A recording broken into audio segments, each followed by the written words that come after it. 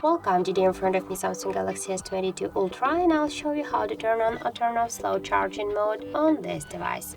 So first you should go into the settings application and scroll down to the battery and device care. Now just click here to the battery and you go to the more battery settings. And now here, as you can see, we got the fast charging, super fast charging and fast wireless charging modes. Just to turn on the slow charging mode, you should turn off all of these fast modes, and just if you want to turn off slow charging mode again, so you should enable the fast charging modes. So that's it. Thank you guys for watching, and if you find this video helpful, don't forget to leave a like, comment and to subscribe our channel.